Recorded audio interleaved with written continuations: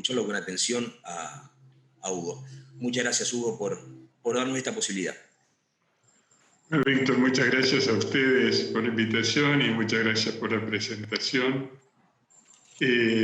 Bueno, mi objetivo hoy es darles un panorama de cómo yo veo qué es lo que está sucediendo con el COVID-19 en el mundo, en Argentina también, y que podamos hablar de esto, ¿no? De este fantasma, y digo fantasma, es una cosa así invisible que nos afecta la vida personal, individual, social, colectiva, la economía, las relaciones incluso internacionales. Así que trataré de darles un panorama de todo lo que tiene que ver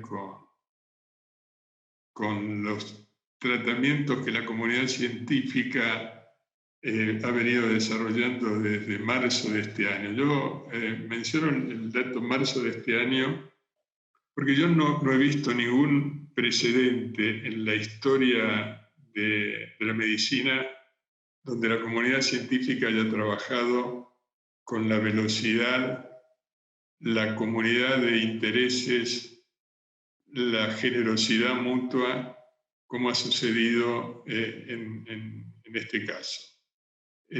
Todos los países del mundo y todos los científicos del mundo han publicado generosamente sus conocimientos que han servido a otros para poder desarrollar alternativas terapéuticas en base al conocimiento que precedía por la aportación de un colega, ¿no? Así que dentro de este drama que estamos viviendo, hay una gesta grande que es la gran cooperación y colaboración que los científicos del mundo han tenido entre sí, al igual que el gran sacrificio que los médicos, enfermeras, todo el general personal sanitario del mundo han tenido. Los personal sanitarios han sido una de las víctimas más importantes de esta enfermedad. Yo quisiera dividir cuáles son las alternativas que tiene esta enfermedad para ser evitada y tratada desde tres ángulos distintos. Uno, lo que sería el epidemiológico, sanitario; el otro, el que sería los tratamientos; y el otro, lo que sería la prevención, son las vacunas. Yo voy a pedir perdón si digo cosas que algunas personas que son médicas o que están en el sistema sanitario conocen mucho, pero prefiero hablar de lo básico para que tengamos un idioma común para los que no la conocen. Un virus, para que nos haga daño, tiene que producir dos cosas: replicarse en nuestro cuerpo y propagarse de una persona a la otra. Uno de los mecanismos que tenemos para evitar la propagación, es decir, que la enfermedad afecte a más personas, es evitarla. Y para evitarla, hoy ya las medidas están bastante claras y los índices para que tomemos esas medidas también están bastante definidos internacionalmente. Los índices para que una sociedad, un país, una provincia, un municipio, una ciudad tome medidas, básicamente hoy son tres. Una es la cantidad de nuevos enfermos que aparecen cada semana. La segunda es la cantidad de positivos que aparecen porque los análisis que se hacen, para ir uno por uno. En lo que se refiere a la cantidad, en general lo que se toma depende de la población. Para una ciudad importante, cuando aparecen en una semana depende de los países, algunos países toman 500 nuevos enfermos y otros países toman 300 nuevos enfermos, hay que tomar medidas. El segundo índice que indica que hay que tomar medidas es la cantidad de positivos por los PCR que se hacen. Estados Unidos dice que con más de 3% de positivos por cada 100 personas hay que tomar medidas. Europa dice que con 10% de positivos cada 100 personas hay que tomar medidas. Y el tercer factor es qué porcentaje de las camas de terapia intensiva están ocupadas. En general, el consenso internacional es que cuando hay más del 35% de las camas de terapia intensiva ocupadas, hay que tomar medidas. ¿Cuáles son las medidas que hay que tomar? Las medidas que hay que tomar fundamentalmente consisten en lo siguiente. Lo que hay que evitar es que cuando un infectado, que puede ser enfermo o no enfermo, ustedes consideren que por cada infectado enfermo, por lo menos hay, depende de los lugares, entre 10 y 20 veces más infectados no enfermos, que son personas que transmiten la enfermedad del mismo modo que la transmiten los enfermos. Entonces, cuando se identifica un infectado enfermo o un infectado no enfermo, lo que hay que hacer es aislar a los contactos y realizarle pruebas a esos contactos, generar un PCR, para ver si los contactos se han infectado o no. Entonces, si uno tiene un sistema por el cual evita que los contactos de los infectados transmitan a su vez la enfermedad y que ellos mismos puedan enfermarse, es un sistema extraordinario de controlar la propagación. Eso requiere dos cosas fundamentalmente. Requiere una organización sanitaria que permita identificar a los contactos de los infectados y que se relacionen con ellos. Hay una figura en el mundo que ha adquirido cada vez más importancia, que se denominan los rastreadores. Los rastreadores son personal sanitario, incluso en algunos países son personal militar, que han colaborado con el personal sanitario, que lo que hacen es saber con qué personas estuvo relacionado el infectado, buscarlos, invitarlos a que se queden aislados y hacerles el análisis. Los países que han tenido más éxito son los países que han tenido más rastreadores por cada millón de habitantes. Por ejemplo, el país de Europa que ha sido más exitoso es Alemania, que ha tenido 4.500 rastreadores por millón de habitantes. Para comparar con lo que pasó en la epidemia de marzo, Italia y España tenían un rastreador, tenían cada 55.000 habitantes, cada 55.000, tenían 55.000, perdón, Alemania tenía 4.500 rastreadores por millón de habitantes. España tenía 10 veces menos e Italia tenía 10 veces menos. Es decir, que el éxito que tuvo Alemania en la enfermedad no fue una casualidad, sino fue producto de un gran sistema sanitario con una gran cantidad de rastreadores.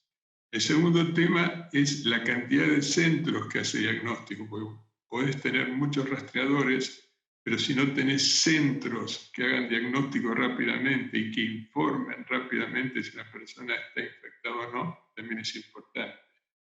Alemania, para seguir con ese caso, informaba en el día, en la epidemia de marzo, a las personas que estaban infectadas. España informaba a los 4 días a las personas que estaban infectadas. Entonces, la cantidad de personas que se perdían infectadas o que se identificaban de un modo tardío era muy distinto en España que en otros lugares, como por ejemplo Alemania. Entonces, en verdad, el tema es relativamente simple. Hace falta tener una organización sanitaria con un número determinado de personas para que esto nos evitar la propagación. Hay otros sistemas que han funcionado mucho, sobre todo en Asia, fundamentalmente en China, Taiwán, Singapur, Malasia, que ha sido tremendamente exitosa, que consistía en que ellos tenían apps obligatorias en ese caso, en el cual cuando una persona entraba a un medio de transporte, un subte, un tren, un ómnibus, o entraba a un restaurante, o entraba en un lugar donde podía haber concentración de personas, tenía que inscribir en una computadora, en una app, su nombre, su dirección y su teléfono. Entonces, si alguna de las personas que viajaron, por ejemplo, en un subte con ellos, se había infectado, las autoridades sabían perfectamente quiénes eran las otras personas que habían viajado en ese mismo subte, los llamaban, los aislaban, los testeaban y veían si se habían contagiado. Entonces, las medidas, lógicamente, además del aislamiento, son las medidas que ustedes conocen, digamos, el distanciamiento, el uso de barbijos, el lavarse las manos, etc. Respecto a esto, hay un tema que sí les quiero comentar, que hoy está bastante claro que el modo de contagio fundamental es el contagio por lo que se llaman los aerosoles, es decir, que son las partículas que nosotros emitimos cuando hablamos, cuando estornudamos, cuando gritamos, cuando cantamos.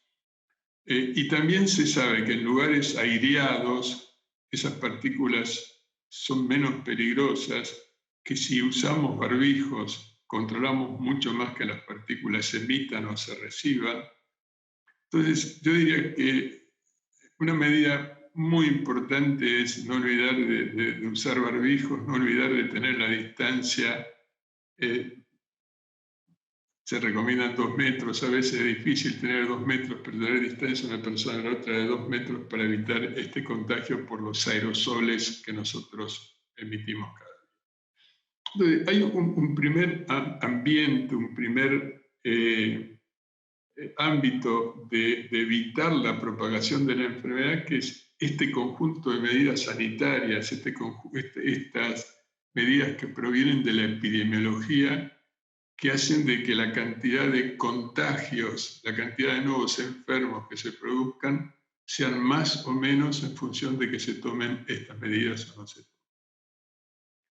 Ahora, sucede que muchas personas se enferman.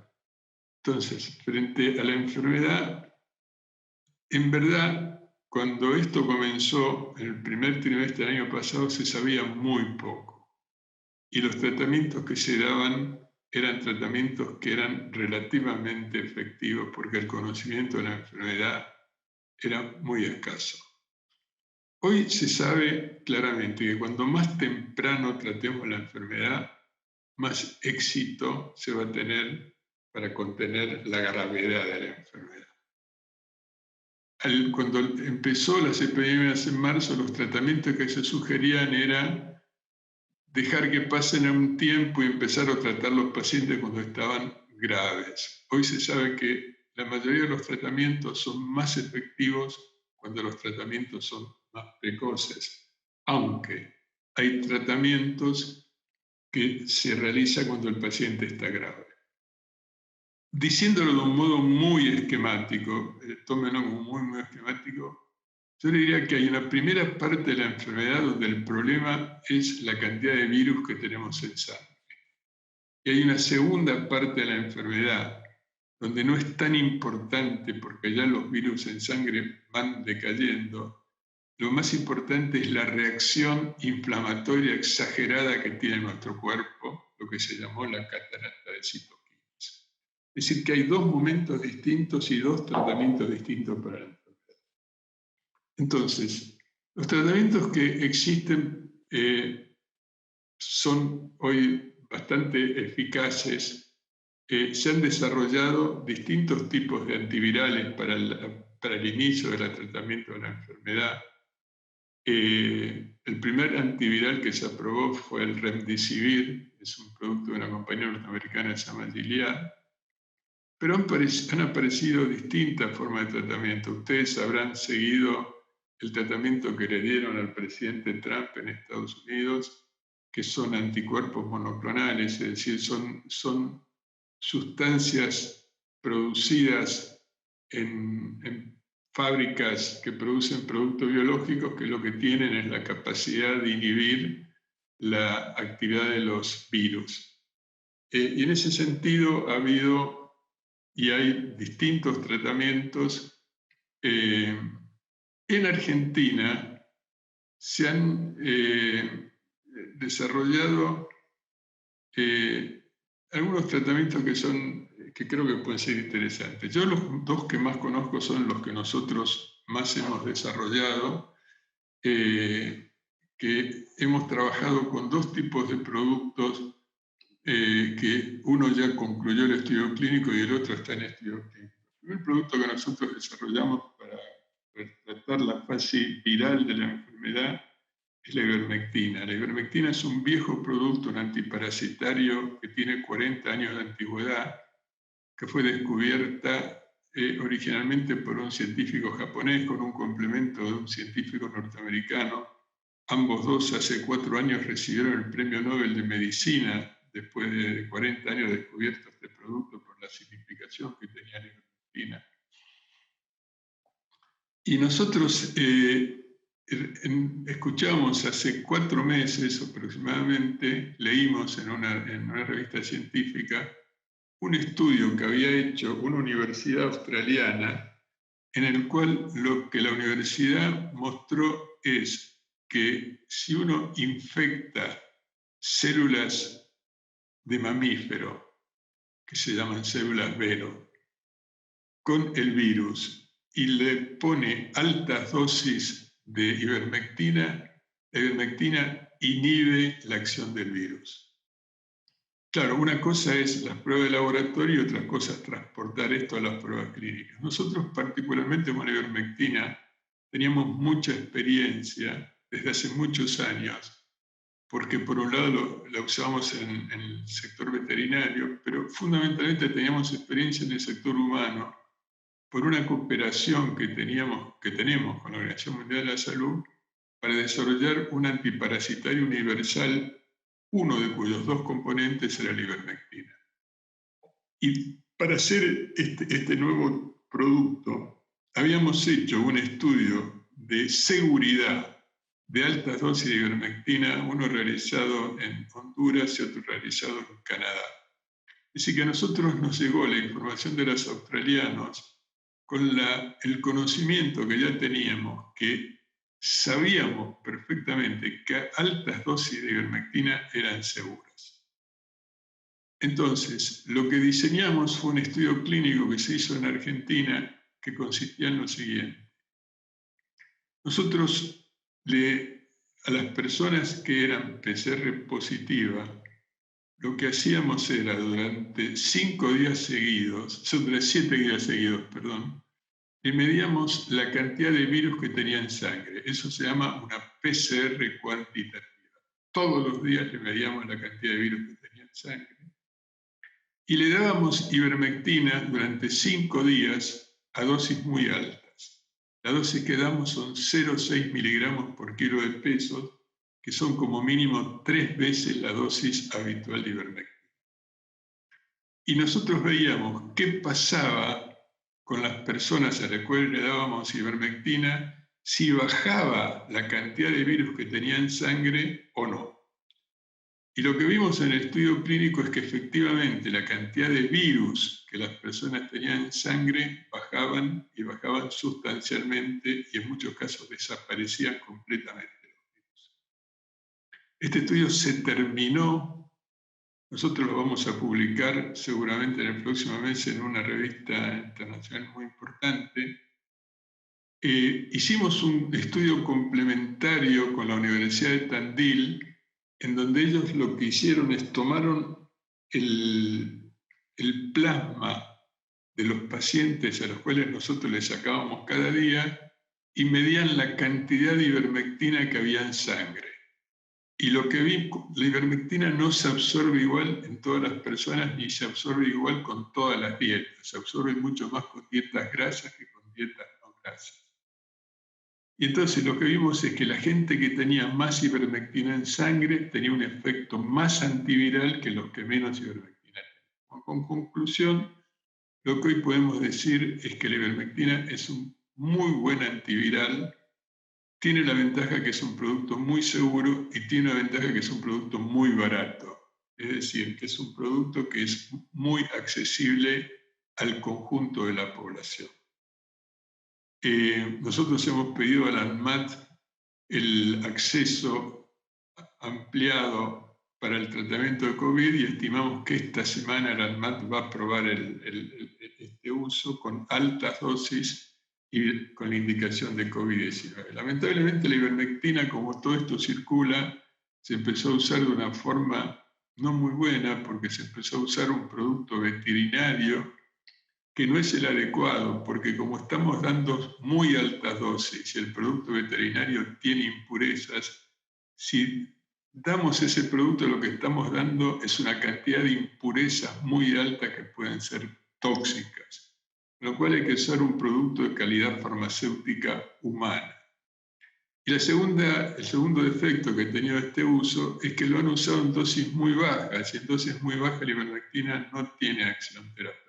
Entonces hay que usar un producto que es de calidad farmacéutica humana y hay que usarlo en dosis alta. La dosis, como les digo, es 0,6 miligramos por kilo de peso.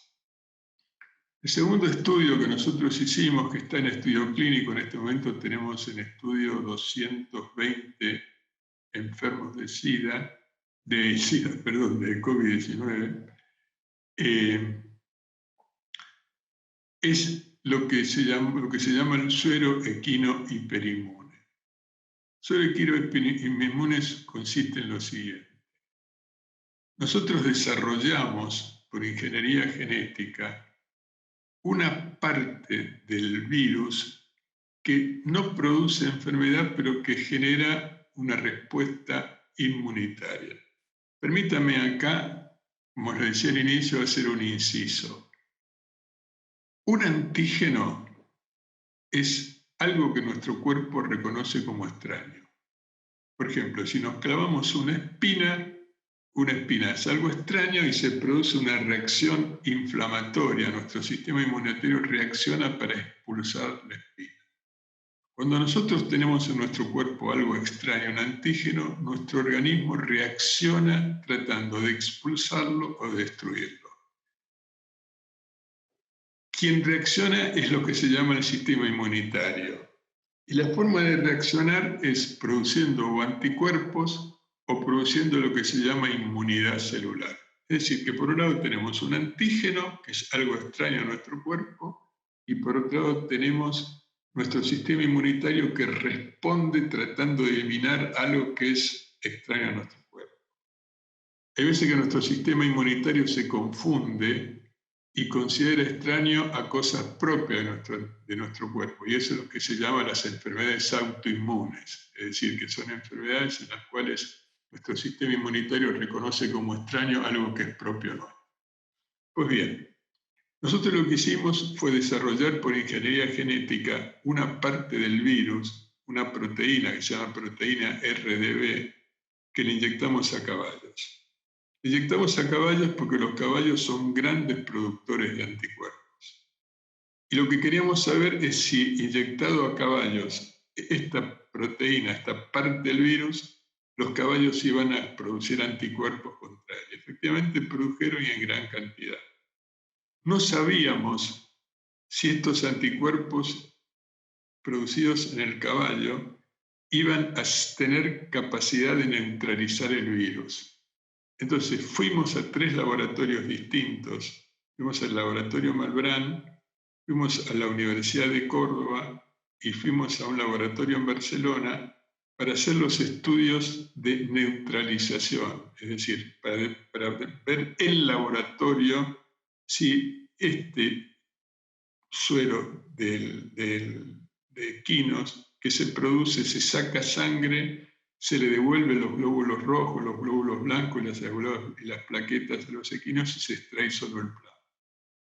Entonces, queremos saber si este plasma era capaz de inhibir a los virus. Y efectivamente se demostró que era un gran inhibidor de los virus. Entonces, lo que ahora teníamos que hacer era verificar si en la práctica clínica lo que veíamos en el laboratorio se realizaba, por lo cual diseñamos un protocolo donde vamos a tratar a 314 personas. La mitad reciben el suero y la mitad reciben un placebo. Y lo que nosotros tenemos que ver es cuántas personas que recibieron el suero o que recibieron el placebo se infectaron. Porque si la cantidad de personas que se infectan es la misma, quiere decir que el suero no funciona. Si estadísticamente nosotros demostramos que muchas personas que recibieron el suero, infectados estaban todos, porque lo que estamos haciendo es tratar personas infectadas, no se agravan, si lo que nosotros estamos buscando es que no se agraven. Si nosotros, yo cuando dije infectado me quería referir a que no avance la infección.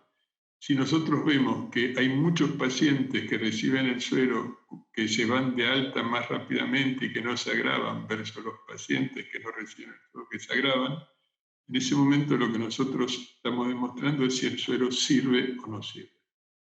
Nosotros no sabemos todavía si vamos a tener resultado o no, porque es un estudio que se llama doble ciego randomizado. Es decir, ni los médicos ni nosotros sabemos a qué paciente le estamos dando el suero y a qué paciente le estamos dando el placebo. Tenemos mucha ilusión y mucha expectativa de que esto funcione, pero muchas veces las cosas funcionan en el laboratorio y no funcionan en la clínica. Así que es muy temprano para decir si estamos en presencia de un nuevo tratamiento. Bueno, estos son los tratamientos que nosotros hemos trabajado y hemos desarrollado en el grupo INSUR. Junto con eso hay muchos tratamientos muy efectivos en este momento. Como yo les decía, están los tratamientos antivirales, están los anticoagulantes, en los casos más severos, la dexametasona, en la parte donde hay la reacción inflamatoria exagerada, la dexametasona y algunos otros productos más que se usan. Es decir, hoy se sabe mucho más de la fisiopatología de la enfermedad de lo que se sabía en el mes de marzo. En el mes de marzo había una gran oscuridad, no sabíamos cómo funcionaba todo esto. Y hoy por lo menos lo que sabemos es que usando determinados recursos terapéuticos, la probabilidad de que la persona tenga una evolución favorable es mucho mayor de la que existía anteriormente. Y finalmente, hablarle de las vacunas, que es la prevención. Las vacunas, en este momento hay 180 compañías que están desarrollando vacunas en el mundo. Las vacunas, hay varias plataformas vacunales distintas. ¿Cómo eran las vacunas hasta hace pocos años? Las vacunas hasta hace pocos años consistían en lo siguiente. Uno lo que hacía era darle un antígeno.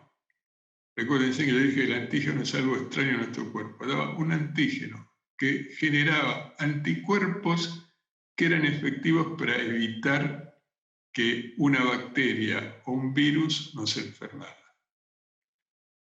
¿Cómo se consigue eso? Se consigue del siguiente modo.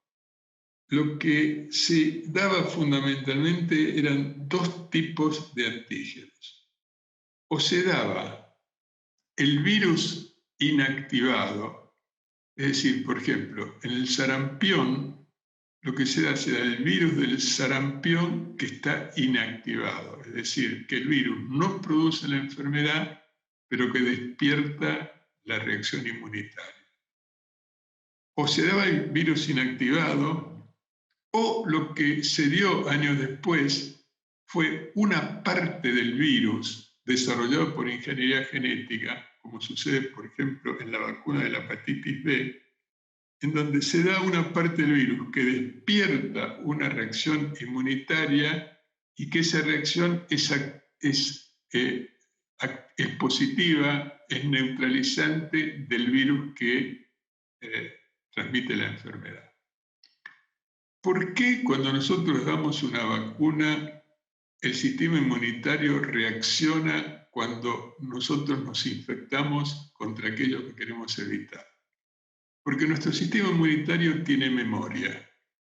Es decir, cuando nosotros le enseñamos a nuestro sistema inmunitario a producir anticuerpos o inmunidad celular contra un virus o una bacteria, nuestro sistema inmunitario tiene memoria. Entonces, cuando nos infectamos de verdad con ese virus o con esa bacteria, nuestro sistema inmunitario reacciona velozmente por la memoria que tiene y evita que ese virus o esa bacteria nos haga daño, los destruye de una forma inmediata. Entonces, dentro del COVID-19 hay vacunas que tienen este modo tradicional de producir respuesta inmunitaria, es decir, son vacunas que tienen el virus inactivado, que se aplican en general con algo que se llama un adyuvante, que el adyuvante, la función que tiene es aumentar la reacción inmunitaria, hacer que la reacción inmunitaria normal que tenemos sea mayor. Entonces, hay varias vacunas de virus inactivado. Los que más han trabajado con eso son dos compañías chinas, una compañía que se llama Sinopharm y otra que se llama Sinovac. Una de esas vacunas se está haciendo el estudio clínico en Argentina, en la capital federal y el Gran Buenos Aires, con 3.000 pacientes.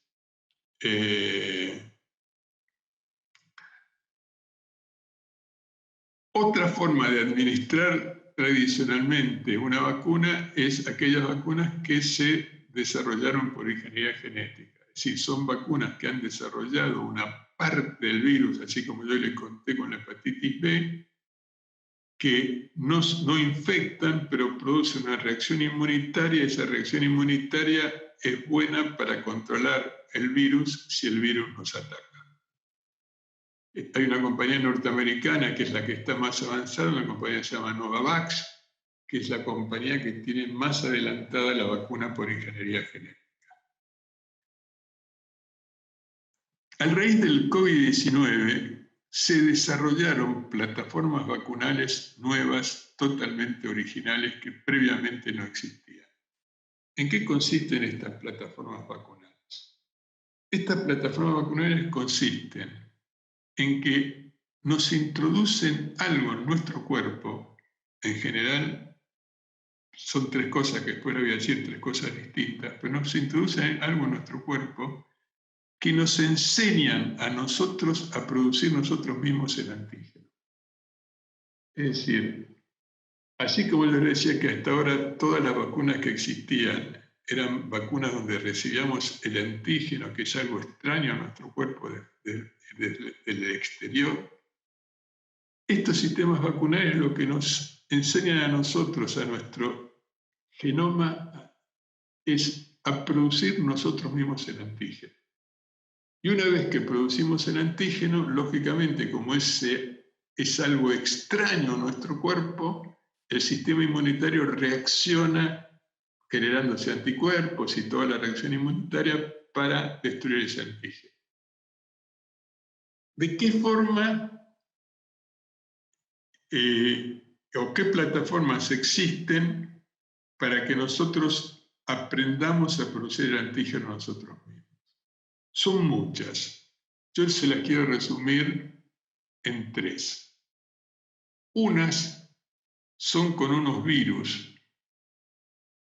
que son virus que no son dañinos para nuestro organismo, pero que les han quitado la facultad de replicarse. Yo les acuerdo que les decía que para que un virus nos dañe, al inicio se los contaba, era que un virus tenía que replicarse en nuestro cuerpo y propagarse de una persona a los otros. Estos virus son virus a los cuales le han quitado genes, y a los genes que les han quitado les han impedido su capacidad de replicarse en nuestro cuerpo. y los han clonado, les han puesto un gen nuevo que nos los transfieren a nosotros para que nosotros produzcamos el antígeno. Es decir, son virus que no se replican, que están clonados para enseñarnos a nosotros a que produzcamos el antígeno. Esas vacunas, las más avanzadas, son la de AstraZeneca, la de Johnson & Johnson. Hay una vacuna de Sanofi Pasteur en sociedad con una compañía inglesa, GSK, que empezó estudios clínicos. Hay muchas, la famosa vacuna que se habló tanto, la rusa, son vacunas que tienen esa característica. Nos ponen distintos tipos de virus. La vacuna de AstraZeneca es un virus de chimpancé, del resfrío del chimpancé. Hay otros virus que lo que se trata de buscar son virus que no sean, que nuestro cuerpo no tenga memoria contra ellos, porque si nuestro cuerpo tiene memoria, cuando los introducimos los destruimos antes que nos transmitan la capacidad de enseñarnos a producir el antígeno. Entonces, son varios. Hay otro tipo de plataforma que es que nos inyectan algo que se llama el RNA. El RNA es algo que le enseña a nuestro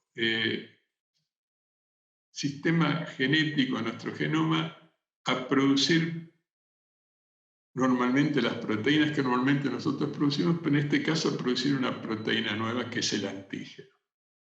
Entonces, esas vacunas son la vacuna de Pfizer, la vacuna de otra compañía norteamericana que se llama Moderna. Yo les menciono las que están más avanzadas. Y después hay otro sistema que en lugar de enseñarle a nuestro sistema, a nuestro genoma a producir una proteína, lo que hacen directamente es nos introducen un gen nuevo, es decir, nos introducen el ADN de la proteína para que se meta en nuestro sistema genético y nosotros podamos producir el antígeno. Pero en esencia, las tres plataformas tienen la misma característica, que es que en lugar de recibir el antígeno desde afuera, con distintos modos nos enseñan a nosotros a que nosotros mismos produzcamos el antígeno y que se despierte la reacción inmunitaria. Las vacunas, hay 7 u 8 vacunas que están bastante avanzadas. ¿Qué significa bastante avanzada? Significan que hicieron las pruebas en animales, hicieron las pruebas de seguridad y están haciendo las pruebas clínicas. Las pruebas clínicas de casi todas estas vacunas probablemente terminen entre fin de año y principio del año próximo. Es muy probable que las vacunas estén disponibles después del primer trimestre en general del año próximo. Se van a empezar a vacunar primero los sectores de riesgo, es decir, se va a empezar a vacunar primero el personal de salud, seguramente el personal de seguridad, a la gente mayor, a la gente con comorbilidad, y seguramente durante todo el año próximo se irá vacunando a la población que lo necesite. Por lo cual, yo creo que hay que pensar que no antes del invierno argentino del próximo año, una cantidad suficiente de personas estén vacunadas.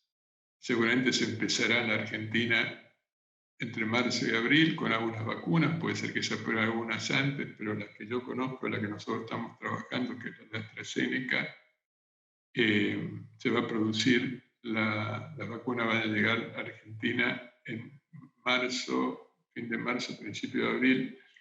Nosotros lo que vamos a hacer en Argentina es producir la sustancia activa de la vacuna y la mandamos a México para que México llene la vacuna, las pongan en viales y van a volver a Argentina y se van a distribuir a todo el mundo, a toda Latinoamérica y de México. Permítanme, solo y termino con esto para dejar bastante tiempo las preguntas, contarles algo que para mí es un hecho inédito. Esta vacuna de AstraZeneca es una vacuna desarrollada por la Universidad de Oxford en Inglaterra. La Universidad de Oxford recibió del gobierno inglés 100 millones de libras cuando veían que la vacuna podía desarrollarse. La vacuna fue hecha por un equipo que la dirige una investigadora inglesa que se llama Sarah Gilbert. Es como un buen modelo del feminismo, porque Sarah Gilbert tiene trillizos. Su marido es científico, pero ella era tan buena como científica que el marido se ocupó de la casa y ella siguió trabajando en ciencia. Un caso un poco especial, digamos, ¿no? Y además tuvo la valentía de que las primeras personas que le aplicó la vacuna fueron a sus propios trillizos, que ya son gente adolescente, ¿no? Cuando la Universidad de Oxford hace el acuerdo con AstraZeneca, entre ambos deciden varias cosas. La primera es que AstraZeneca, mientras dure la pandemia, va a vender la vacuna sin beneficio. La segunda es que van a distribuirla de forma proporcional a todos los países del mundo.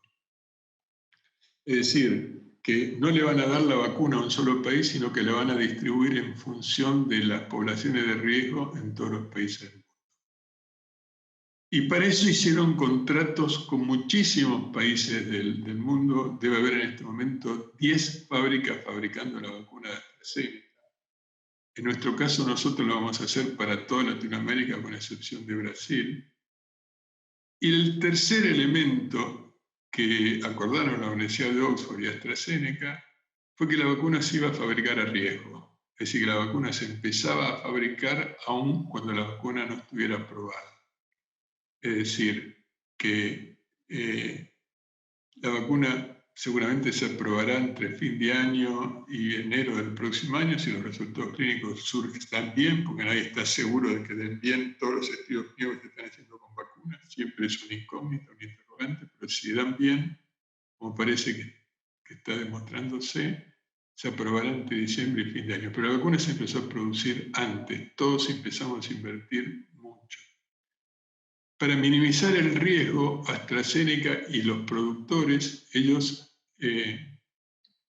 llegaron a convencer a muchas familias e instituciones que donaran dinero para que la vacuna se pudiera producir a riesgo. En nuestro caso, la Fundación de Carlos Slim aporta una cantidad de dinero para que tanto nosotros como el Laboratorio Mexicano de Leumont produzcamos a riesgo. No es todo el dinero, nosotros tomamos riesgo, también Leumont toma riesgo, es decir, construimos bastante en el proyecto, pero la familia Sim muy generosamente contribuyó para que este proyecto pudiera hacerse realidad.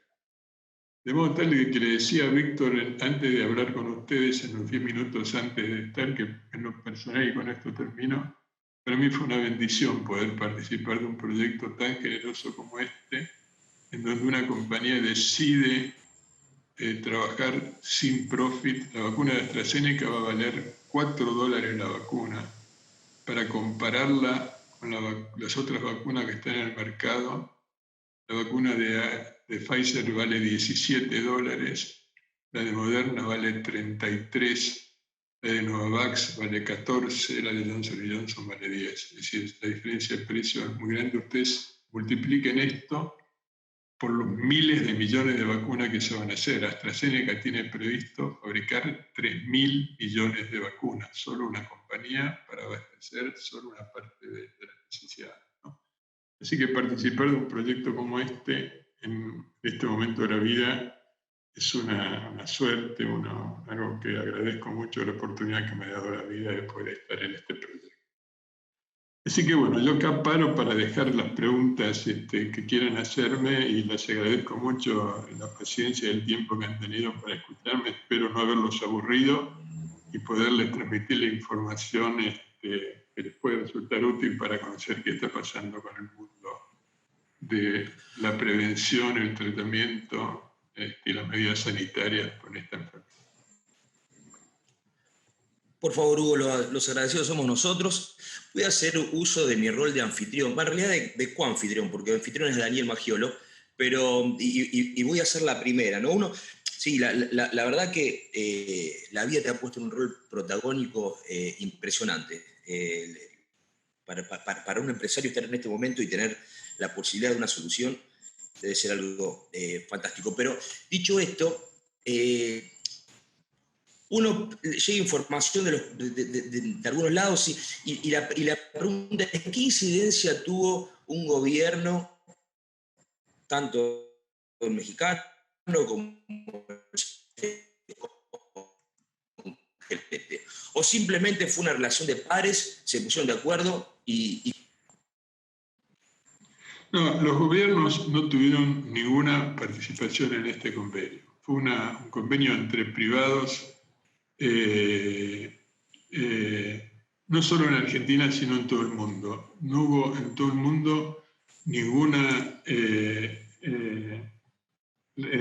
participación de los gobiernos en el convenio que se hizo entre AstraZeneca y los productores. Sí, lo que sucedió en muchos países, como Estados Unidos y Europa, Japón también, Asia en algunos países también, es que los gobiernos hicieron una compra anticipada de vacunas.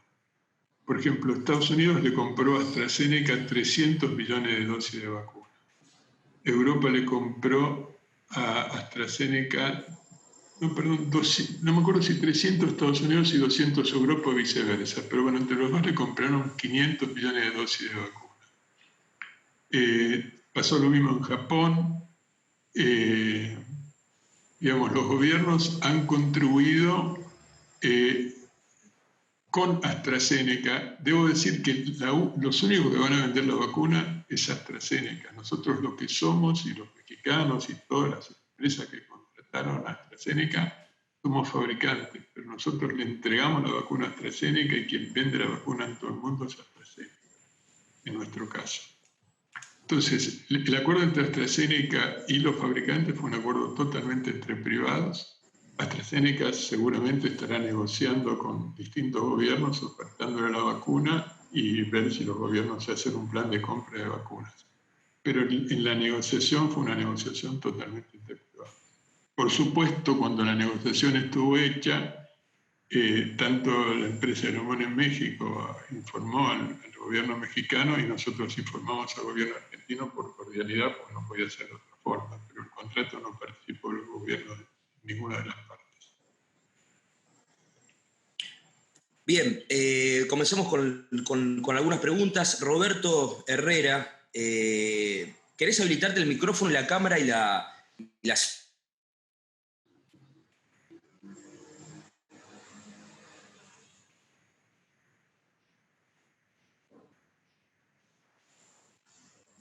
El micrófono. Tenés apagado el micrófono, Roberto. Sí. No. A ver. Ahora sí. Ahora sí. Buenos días. Muchas gracias, señor Sigman. Un placer conocerle y la verdad, muy claro, y he aprendido bastante más y tengo mucha claridad. Yo trabajo para un señor que le conoce, que se llama Rolando González Buster, que es argentino también, y gracias a usted nos puso en contacto con AstraZeneca y un grupo de empresarios de República Dominicana, pues hemos logrado reservar la vacuna en colaboración con el gobierno en una especie de alianza público-privada. Así que lo primero que quería decirle era eso y muchas gracias. Tenía dos preguntas, una me la respondieron, era en cuanto a la ivermectina, porque como bien usted decía, el tratamiento y la prevención son quizá las dos claves. En cuanto a la ivermectina humana que usted mencionaba, alguien respondió que ya existe, pero por lo que quizás entendí mal cuando usted lo comentaba. Y la segunda es, ¿qué tiempo durará el suero equino, la prueba clínica que usted va a iniciar? Y una vez, ¿cómo se ve la comercialización de este producto, que parece tener también un potencial increíble para combatir esta enfermedad? Muchas gracias nuevamente. Al contrario, Primero, ivermectina. La ivermectina está aprobada en muchos países del mundo en dosis de 3 y 6 miligramos para uso de parasitosis externas. Como la dosis es muy baja, no se había puesto la especificación de que se use una ivermectina humana. Desde hace no tanto tiempo, la farmacopea americana, la farmacopea europea y la Organización Mundial de la Salud han puesto nuevas especificaciones para ese uso en humanos. Todos los productos que están aprobados hasta ahora, ninguno ha usado la ivermectina humana, porque no lo necesitaban, porque al ser la dosis tan baja, las impurezas que tienen no podían ser tóxicas. Pero usted imagínese que para una persona de 80 kilos, la cantidad de ivermectina que hay que usar son 48 miligramos de ivermectina versus los 6 miligramos que estaba aprobado, o 3 miligramos que está aprobado hasta ahora. Es decir, que la cantidad de esas impurezas hay que multiplicarlas por 8 para una persona de 80 kilos. Con lo cual, es por eso que tanto la farmacopea americana como la farmacopea europea como la Organización Mundial de la Salud ha puesto especificaciones nuevas para el uso de la ivermectina. La relación al suero, el estudio del suero se va a terminar entre primera quincena de noviembre. Depende del resultado que tenga. Si el resultado es bueno, se va a comenzar rápido. Si el resultado no es bueno, no se comenzará nunca, digamos, ¿no? Esto siempre en el estudio clínico es un misterio. Claro. Muchas gracias. Tal cual. Leandro Romero Acuña, ¿tenés otra pregunta? No sé si la querés hacer o la hago yo, como quieras. Ahí te habilito el micrófono. Leandro, ¿estás?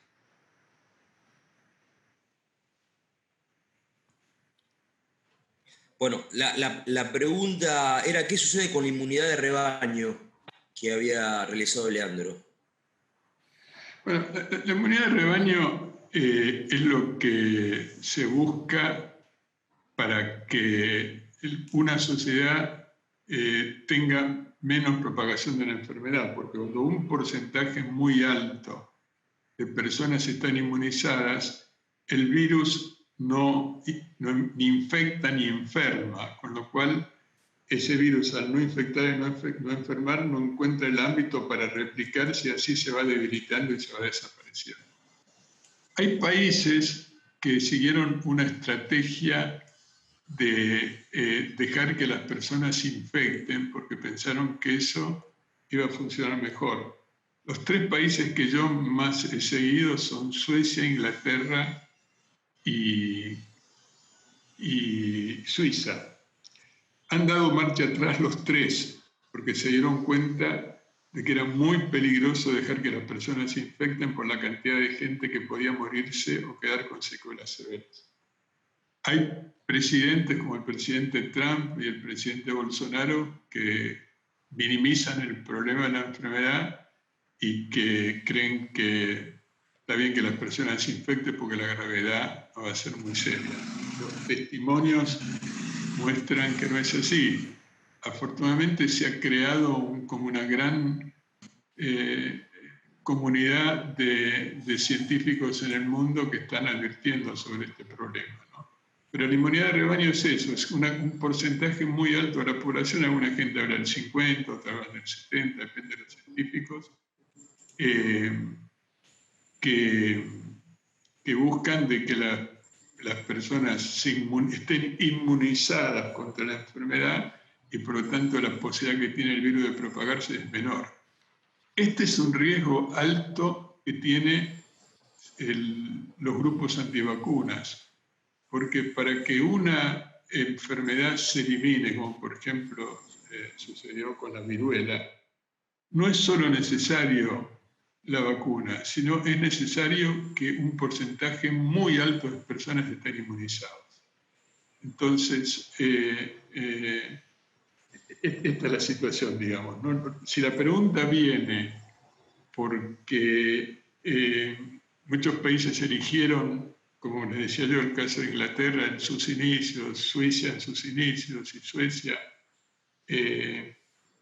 dejar que las personas se infecten, rápidamente cambiaron de chip, y el que menos lo cambió fue Suecia, pero lo cambió también, y evitaron que las personas se infecten porque las consecuencias eran muy severas. Bien. Marcela Goldi. Sí, ¿qué tal? Buenos días. ¿Me escuchan bien, doctor? Muchísimas gracias por la exposición. ¿Me están escuchando? Perfecto, sí, perfecto. Bueno, buenísimo.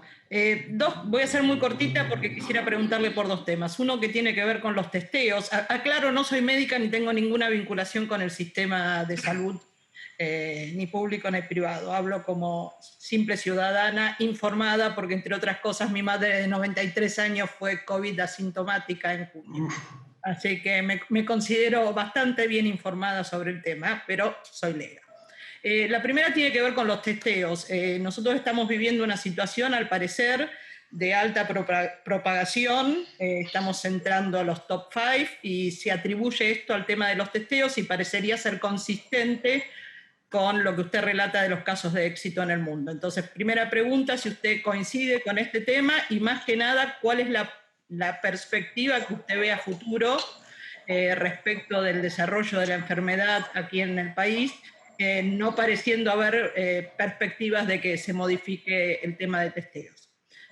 Y la segunda pregunta, yo lo escucho a usted y como líder de un equipo y de una empresa que está haciendo tanto para además trabajar en la terapéutica de estos temas, de la enfermedad en sí misma, como otros, y me queda cierta confusión en cómo es el acceso de los ciudadanos que padecen la enfermedad a este tipo de terapéuticas, porque también uno ve en su entorno que muchos casos de COVID positivo, de PCR positivo, no son tratados telefónicamente, no son internados, no son controlados clínicamente. Entonces, ¿cómo se accede, por ejemplo, a la ivermectina? Bien.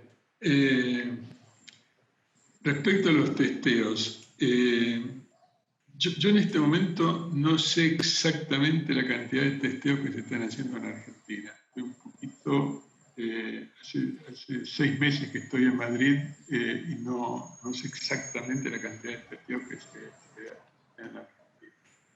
De cualquier forma, sí lo que sé es que el porcentaje de testeos positivos es muy alto. Es decir, eso significa que se testea poco o no lo suficiente cuando la cantidad de testeos es muy alta, digamos, ¿no? Cuando la cantidad de testeos positivos es del 40%, como leí que hay en Argentina, significa que la cantidad de testeos debe ser insuficiente. En Argentina ha habido, afortunadamente, muchos grupos científicos que han desarrollado test de distintos tipos muy buenos, es decir, test de PCR, distintos tipos de test, con lo cual, digamos, seguramente la industria argentina podrá abastecer. Supongo que la cantidad de testeos que debe tener Argentina, que debe necesitar Argentina en este momento, debe ser muy alta, ¿no? Porque al haber tantos enfermos, los contactos tienen que ser muchísimos y los testeos deberían ser muchos. No conozco el número, pero sí sé, al ver la cantidad de positivos, que deben ser insuficientes. Respecto a los nuevos tratamientos,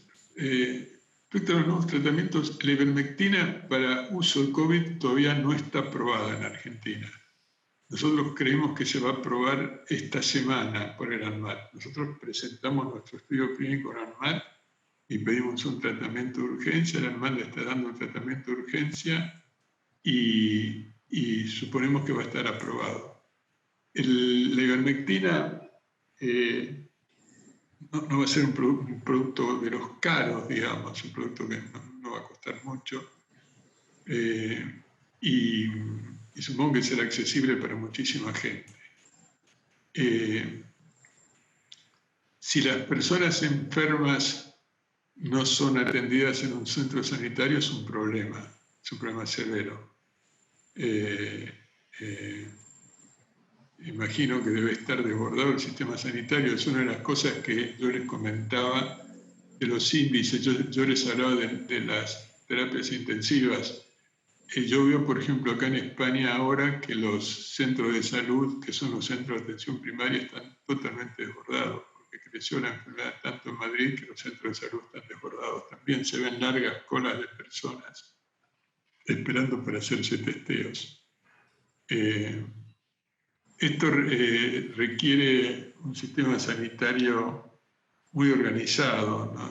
y muy descentralizado. Pero bueno, me parece que las dos cosas que usted describe son dos problemas importantes, digamos, ¿no? Es decir, que la cantidad de testeo no sea la suficiente y que a las personas no se las atienda en una institución sanitaria. Me parece que son dos temas muy inconvenientes, digamos, ¿no? Respecto a los nuevos tratamientos... Sí. Sí, no, disculpe. Y respecto a los nuevos tratamientos, la ivermectina, cuando la lo apruebe, va a estar accesible en cualquier farmacia, pero va a ser necesario que un médico la prescriba, ¿no? Nunca es conveniente la automedicación, y hace falta que un médico la prescriba y que vigile al paciente, ¿no? Muchas gracias, Fernando Mascarenas, ¿puede ser? Disculpame la pronunciación del apellido. Bien. Sí, ¿me escuchan? Sí. Perfecto. Sí, bueno, muchas gracias por la presentación, doctor Sigman, y muchas gracias por la oportunidad de la pregunta. Yo me dedico a capacitaciones empresariales, así que marketing y estrategia. Por eso mi pregunta viene por el lado negocio, el lado business de la historia. Hay varios participantes en ese proceso, la Universidad de Oxford, la AstraZeneca, su empresa, la empresa de México, los órganos públicos, no sé si va a haber distribuidores. Mi pregunta es, ¿cómo son los modelos de negocios durante el periodo de desarrollo y después durante el periodo de fabricación y comercialización? ¿Quién le vende a quién? ¿Quién le compra a quién? Mientras dure la pandemia, AstraZeneca va a venderle solo a los gobiernos y le va a vender non-profit. Es decir, la vacuna va a valer $4. No va a haber distribuidores privados, sino que AstraZeneca va a vender solamente a gobiernos y los gobiernos van a distribuir la vacuna con su sistema de distribución. Pero no va a haber venta privada. Una vez que termine la pandemia, AstraZeneca tiene previsto hacer una venta privada. Es muy probable que lo que usted se encuentre dentro de 2 años es que en una sola vacuna usted tenga la vacuna de gripe y de coronavirus. ¿Sí? Yo creo que eso es lo que va a pasar y está en el plan de muchas compañías farmacéuticas mundiales. Pero hoy la venta es una venta, en el caso de AstraZeneca, no sea en el caso de otras compañías, en el caso de AstraZeneca no va a haber venta privada, va a ser solo venta a gobierno a este precio especial. Cuando la pandemia termine, entiendo que AstraZeneca la venderán buscando su profit y su margen. En este momento es una decisión, es parte del convenio entre la Universidad de Oxford y AstraZeneca, que la venta tiene que ser non-profit. Gracias. Bien, vamos a las últimas preguntas. Maja, Lukac, ¿querés hacer una? Sí. No sé si me estás escuchando. Bien. Sí. Buenos días y muchísimas gracias, doctor Sigman.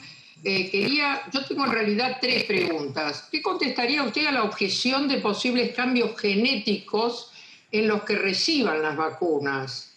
Porque hay como una expectativa negativa frente a las vacunas con esto. No sé si prefiere que le haga una por una o le comento todas y usted resume. Como quiera, si quiere le contesta esta. Estas vacunas se aprueban mucho más rápido de lo que se aprueba habitualmente una vacuna.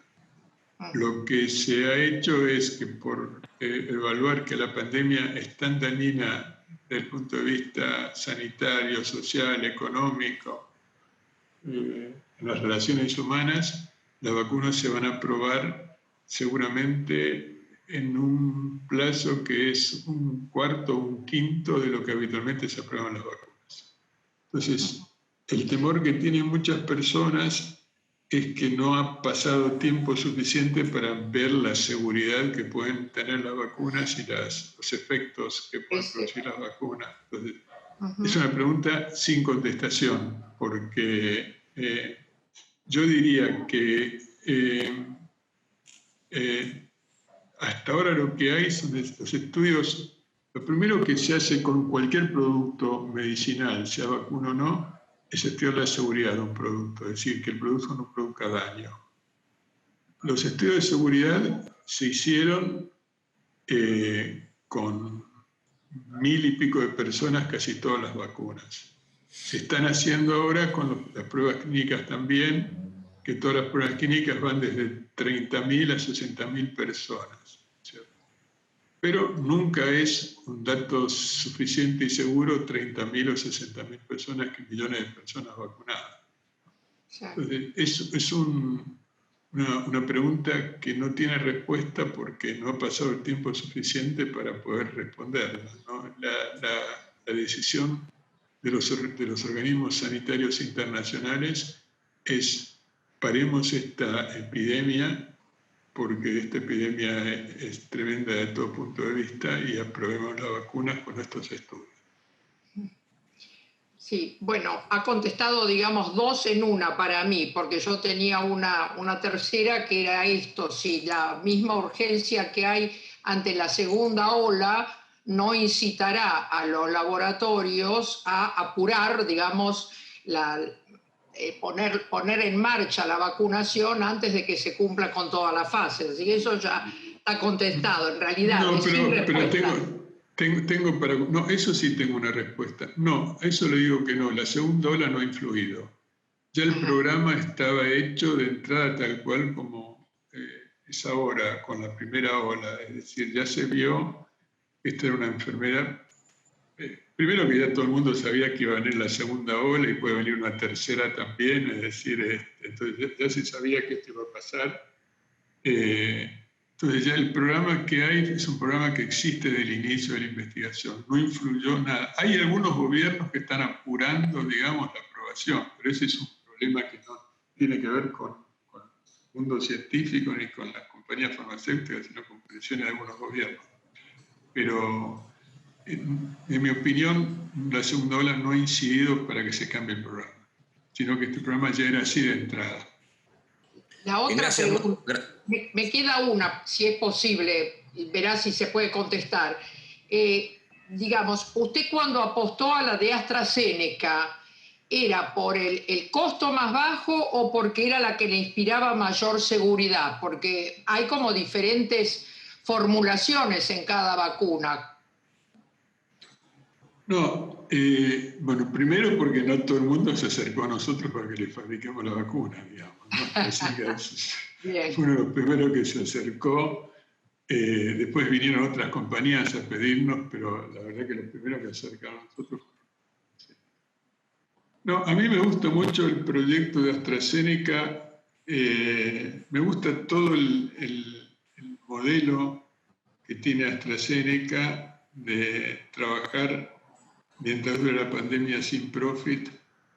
Me gusta el grupo de la Universidad de Oxford, a quien yo conocía, no personalmente, sino por referencias bibliográficas, porque ellos habían empezado a trabajar ya con el SARS y con el MERS, es decir, ellos hicieron tan rápido la vacuna porque habían empezado a trabajar ya con el virus de chimpancé, que ellos tienen, que no se replica, y la forma de clonarlo, ellos ya lo tenían de los estudios que habían hecho hace 8 o 10 años, y es un grupo, me gusta el nombre del grupo que tiene, porque el grupo el centro se llama Centro Jenner. Jenner fue el primer descubridor de la vacuna de viruela, ¿no? Uh-huh. Así que todo eso tiene una simbología, así me gustó siempre mucho todas estas cosas. Y me sentí, como les dije al inicio, un afortunado de poder que me inviten a participar en un proyecto de estas características. Gracias, Maja. Muchas gracias.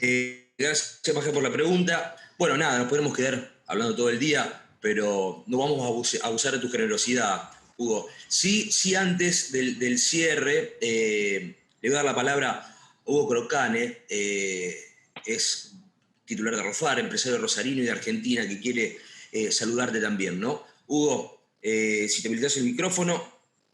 Hola, ¿se escucha? Sí. Hola, ¿qué tal? ¿Cómo le va, doctor? Buenas tardes. Muy bien, tanto tiempo, muy bien, Hugo. ¿Cómo le va? ¿Qué tal? Muy bien, ¿cómo anda, doctor? Bueno, realmente me es muy grato saludarlo. Cuando charlábamos con Víctor en algún momento, viendo a quién poder invitar y demás, yo le decía a Víctor, ¿por qué no invitamos a alguien que nos hable de una luz al final del camino, ¿no? Y nos parecía, y lo hablamos con Víctor y dijimos, bueno, invitémoslo al doctor Hugo Sigman.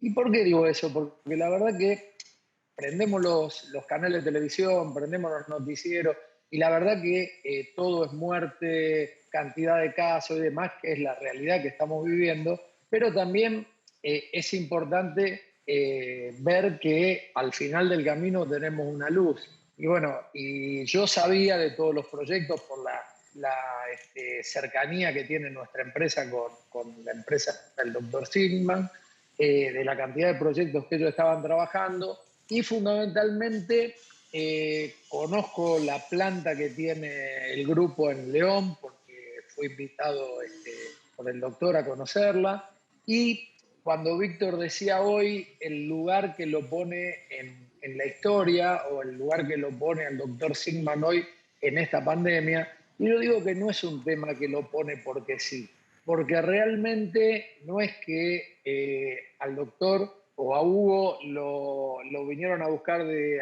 AstraZeneca o de otras vacunas porque sí, sino porque realmente yo tuve la suerte de participar en la inauguración de la planta que tuvieron en el mes de febrero en Argentina, donde se invirtieron en un momento muy difícil, en un momento del país donde las inversiones no son realmente lo que más estamos teniendo. El grupo de Hugo, el grupo del doctor Sigman, invirtió muchísimos millones de dólares en la planta que hoy se eligió para poder producir la vacuna. O sea que es la planta que ellos le dicen La Linda, el nombre que le pusieron, que es una planta para fabricar biotecnología como la de León.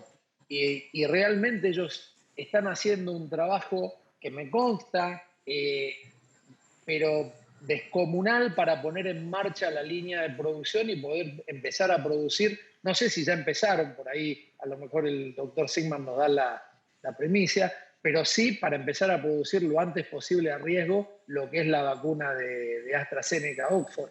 Así que yo te digo realmente, por eso me pareció una persona sumamente interesante para charlar con él. Primero porque hay una luz en el camino, segundo porque es un empresario que, si bien está mucho tiempo fuera del país, invierte muchísimo en el país, y en momentos que por ahí no son los momentos que muchos empresarios, muchos grupos invierten en el país, y fundamentalmente por la calidad de los productos que ellos trabajan, y siempre en todos los productos, y esto lo cuento por ahí para los que están escuchando que a lo mejor no conocen de este mercado, siempre los productos que produce el grupo del Dr. Sigman son productos que abaratan precios, o sea, no son productos biológicos que salen a unos precios que al sistema de salud se le hace imposible usarlo, sino son productos que realmente bajan muchos precios y que hacen más viable al sistema de salud. Así que yo realmente esta oportunidad que me das, Víctor, vos, para saludarlo al doctor, realmente lo que quiero es agradecerle por invertir en Argentina, decirle que no es porque sí que están fabricando la vacuna de AstraZeneca, sino por la inversión monumental en millones de dólares que hicieron e inauguraron en el mes de febrero. Y bueno, nada, para mí y para mi empresa es un orgullo contar con la amistad del doctor Sigman, y también contar con la amistad de las dos empresas. Así que, doctor, nada, gracias por lo que está haciendo, y bueno, y lo único, esperemos que se acorte un poco el plazo de tiempo para que esté la vacuna, ¿no? Muchas gracias, Hugo. Te agradezco mucho. Yo hay algo que, como cierre, sí quisiera contarles. La verdad que Argentina es como, digamos, Argentina fue un país que tuvo un desarrollo científico en un momento muy bueno. Digamos, tuvo como un gran maestro que fue Usai, de la cual salió una escuela extraordinaria. Él fue premio Nobel. Y en verdad es sin chauvinismo, sin nacionalismo falso, decirles que el intercambio de información y de complementariedad del trabajo con la gente de AstraZeneca por parte de los científicos argentinos ha sido muy fácil, y ha sido muy fácil por la calidad y la formación de los científicos argentinos. La gente que trabaja en nuestra compañía es una compañía muy tecnológica, casi 2/3 de un poco menos, 60% son titulados superiores o son técnicos, son gente de una gran formación. Y la verdad que todo se hizo más fácil por la calidad científica del grupo, ¿no? La gente de AstraZeneca nos comentaba en un momento que qué fácil le resultaba trabajar con la gente de Argentina por el nivel que tenían, ¿no? Así que esta es una apelación para que los gobiernos entiendan de que si queremos producir productos con valor agregado, si queremos ser un país que pueda tener una economía un poco más estable, es necesario invertir en ciencia y tecnología mucho más de lo que se está invirtiendo, y que los presupuestos nacionales crezcan en ese área, y que los empresarios, que también muchas veces fallamos, entendamos de que es fundamental para la estabilidad y para el destino de nuestro país invertir en ciencia y tecnología, que es lo que nos va a dar garantía y estabilidad para el futuro. Así que bueno, muchas gracias a todos ustedes, de verdad, por este tiempo, por las preguntas. Muchas gracias, Hugo, por los comentarios, Víctor. No, a disposición cuando ustedes lo requieran. No, Hugo, Gracias, creo que el agradecimiento que redujo Hugo es general. La verdad que estamos todos muy agradecidos, muy contentos de escucharte.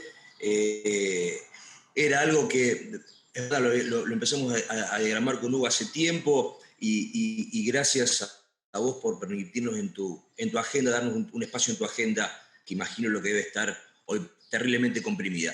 Así que nada, de nuestra parte es agradecerte, tanto desde la Fundación Libertad como imagino que has participado de esta charla. Muy bien. Muchas gracias a todos y hasta pronto. Adiós. Muchas gracias. Adiós. Gracias. Adiós.